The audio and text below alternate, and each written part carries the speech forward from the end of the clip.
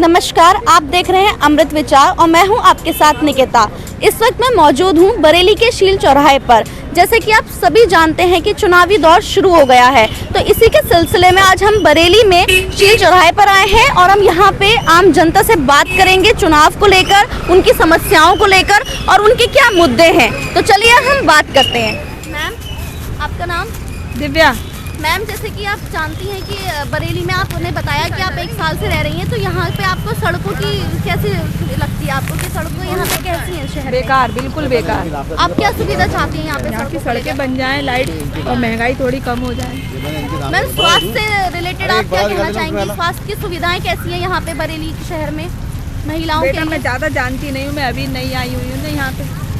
मेरे को अभी आप खुद से, आपको इतने टाइम से आप रह रही हो तो आपको ये तो पता चला यहाँ बहुत महंगाई है, डॉक्टर बहुत लूटते हैं गरीबों को। अच्छा, दवाइयाँ बहुत महंगी हैं यहाँ पे, महंगाई बहुत है, बहुत महंगाई है, हद से ज़्यादा। मैम, जैसे कि चुनावी दौर चल रहा है, तो इसमें अगर आप किसी को वोट देंगी तो क्या सोच के देंगी? और सोच का सुविधा मिलना चाहिए, जैसे अस्पताल वगैरह आए या कोई बात है जो वो होना चाहिए। बरेली की सड़कों को लेकर आप क्या कहना चाहेंगे? बड़े लोग सरकार का कर तो रही हैं, हाँ सही होना चाहिए। आपकी क्या मांगे हैं? मांग क्या यही मांग है, और कागज रोड बनना चाहिए, लाइट सही होना चाहिए। मैम, जैसे कि चुनाव आने वाले हैं, तो अगर आप वोट देंगी किसी भी सरकार तो क्या सोच के देंगी आप वोट? बस ये मोदी को यही सोच के देंगे कि मतलब क्या कहते हैं, अच्छा विकास कर रहे हैं, साफ सफाई से लेके सबकी रक्षा के हित में जो काम कर रहे हैं उस हिसाब से उनको वोट दिया जाएगा। आप बरेली शहर की रहने वाली हैं, तो आपको बरेली में क्या परेशानियाँ लगती हैं? बरेली में फिलहाल तो कोई परेशानी नहीं है, बाकी ट्रैफिक प्रॉब्लम होती है तो उसके लिए चल ही रहा है प्रोसीजर। सड़कों के लिए क्या बोलेंगी आप? सड़कों पे काम चल रहा है और सही हो रही हैं सड़कें। जो दिक्कत परेशानी थी, गड्ढे वगैरह हैं, बाईपास और ये पुल वगैरह बन ही रहे हैं सारे। और महिला सुरक्षा की बात करें तो इसमें आप क्या कहेंगी? महिला सुरक्षा की बात करेंगे दीदी, तो पहले से काफ़ी सेफ हैं महिलाएं। जैसे पहले सेफ नहीं थी, रात को 11 बजे निकल रही हैं, परेशानियाँ, डर लगता था एक निकलते हुए, अब ऐसी कोई दिक्कत नहीं है, सब जगह सिक्योरिटी है।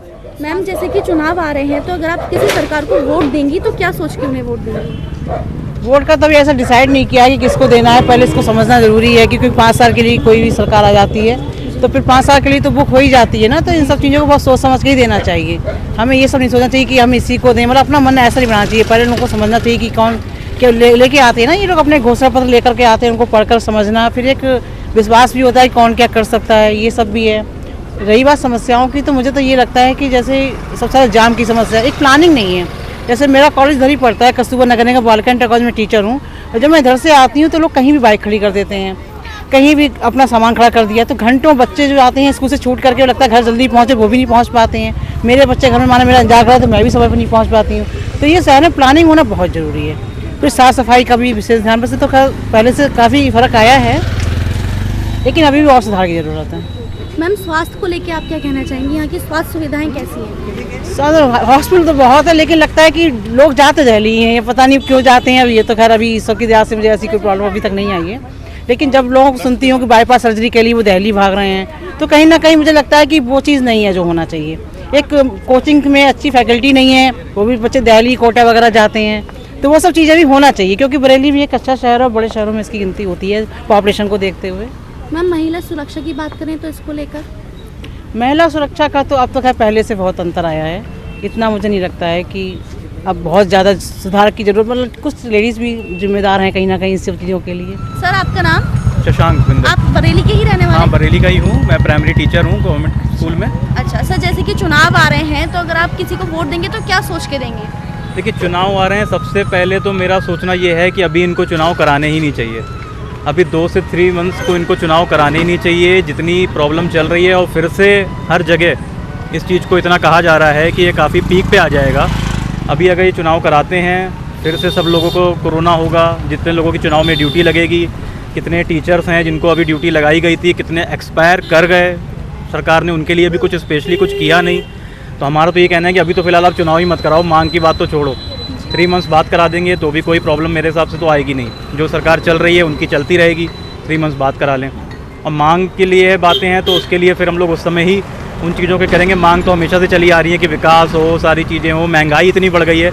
मेन तो इस समय है कि महंगाई पे पहले रोक लगे और सबसे पहले ये कोरोना की बीमारी ही हमारी दूर हो, क्योंकि इससे तो इतने लोगों को, खास तौर से मीडियम क्लास फैमिली को इतनी कठिनाइयों का सामना करना पड़ रहा है, क्योंकि ना वो लो कैटेगरी में आ पाते हैं ना हाई कैटेगरी में आ पाते हैं। सबसे ज़्यादा सफ़र उन्हीं को करना पड़ता है। लो वालों के लिए तब भी फैसिलिटीज़ मिल जाती हैं, कुछ ना कुछ सरकार देती है, भले ही उन तक पहुँचती हो ना पहुँचती हो, लेकिन पहली प्रायोरिटी कि चुनाव अभी डिले किया जाए। सरकार ये देखती है कि जब कोई भी चीज़ एक्सट्रीम लेवल पर हो जाती है उसके बाद ही कोई स्टेप उठाती है।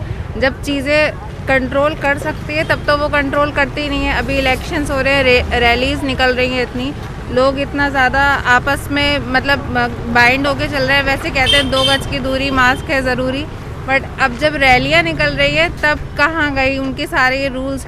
जब लोग मरने लगेंगे बहुत ज़्यादा एक्सट्रीम लेवल पर और हॉस्पिटल्स में जगह नहीं होगी, तब सरकार कदम उठाती है। तो उस टाइम पर कदम उठाने से मुझे नहीं लगता कि ऐसा कोई फ़ायदा है। तो आज आपने देखा कि बरेली वासियों की क्या मांगे हैं, क्या मुद्दे हैं और क्या समस्याएं हैं। तो इसी के चलते चुनावी दौर खत्म होने तक हम आपको हर दिन लेके जाते रहेंगे जनता के बीच आम मुद्दों के साथ। बने रहिए अमृत विचार के साथ।